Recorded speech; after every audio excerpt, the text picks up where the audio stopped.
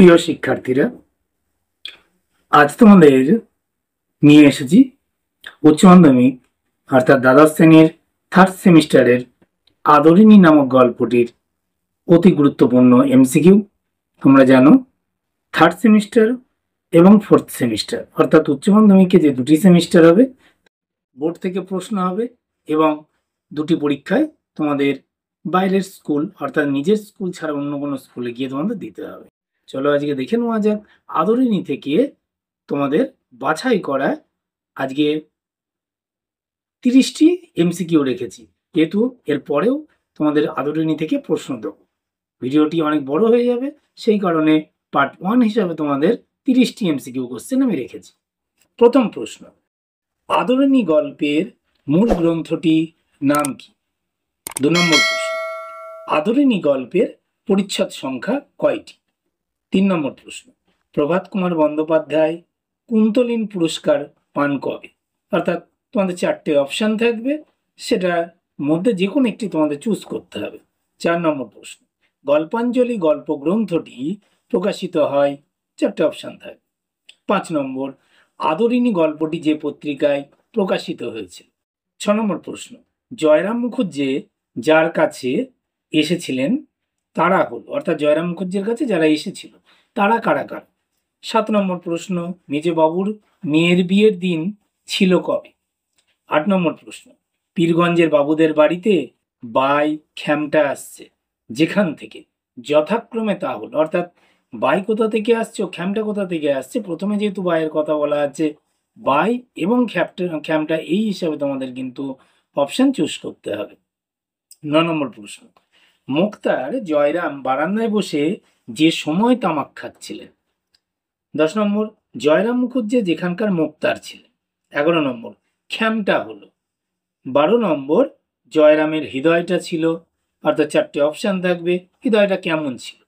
13 নম্বর প্রশ্ন, জয়রামের পক্ষে পীরগঞ্জে গিয়ে নিমন্ত্রণ রক্ষা করা কঠিন ছিল কেন?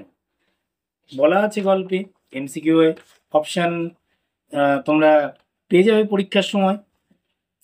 আমি এই যে প্রশ্নগুলো দিচ্ছি আজ কিন্তু তার উত্তর দিচ্ছি না, উত্তর পরে ভিডিওতে দিয়ে দেবো। 14 নম্বর প্রশ্ন, পীরগঞ্জে যাওয়ার পথ নেই যে গাড়ির। 15 নম্বর প্রশ্ন, পীরগঞ্জে পালকি চড়ে যাওয়া মুশকিল কেন? 16 নম্বর প্রশ্ন, জয়রাম যাদের দীর্ঘদিনের মুক্তার নিজেকে বলেছেন। 17 নম্বর প্রশ্ন, আমি মাথায় এক পগ বেঁধে ... পগ শব্দের অর্থ কি? 18 নম্বর প্রশ্ন, মুখুজ্জে মশাই যে দিন ঘটা করে আহ্নিক পুজো সারেন সে দিনটি কবে? 19 নম্বর, জয়রাম হস্তি প্রার্থনা করে শ্রী নরেশচন্দ্র রায়কে পত্র লিখেছিলেন যেদিন, অর্থাৎ কোন দিন পত্রটা লিখেছিলেন?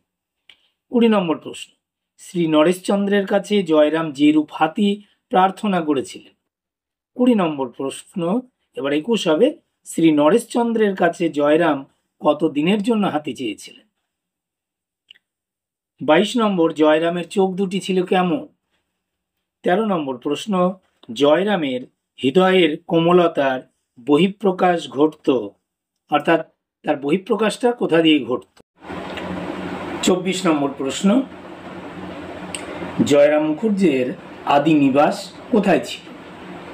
25 নম্বর প্রশ্ন, আদিবাস ছেড়ে আসার সময় জয়রামের সাথে ছিল কি কি? 4টে অপশান থাকবে তোমাদের, অতএব সেগুলো তখন দেখে নিও। 26 নম্বর প্রশ্ন, মুক্তারির প্রথম অবস্থায় জয়রাম বাসা ভাড়া নিয়েছিলেন মাসিক, অর্থাৎ মূল্য উল্লেখ করতে হবে। 27 নম্বর প্রশ্ন, জয়রামের মেজাজ ছিল, মেজাজ কেমন ছিল গল্পে বলা আছে।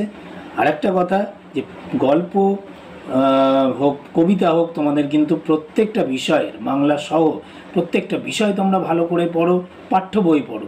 সহায়িকা বা ইউটিউব চ্যানেলে শুধুমাত্র প্রশ্নগুলো তোমরা কিন্তু দেখলে এবং তার উত্তর বললে হবে না।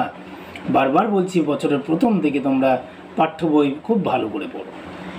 আচ্ছা, পরের প্রশ্ন 28 নম্বর, জয়রামের গায়ের নাম ছিল, গাই বলতে অর্থাৎ গরুটির নাম কি ছিল? মেয়ে গরু ছিল।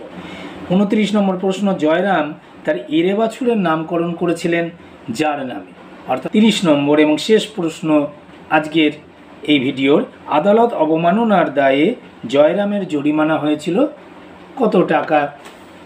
সেটা তোমাদের উল্লেখ করতে হবে। এই ছিল তোমাদের আজকে মোট 30টা প্রশ্ন। তোমরা যারা নতুন তারা সাবস্ক্রাইব করো চ্যানেলটিকে।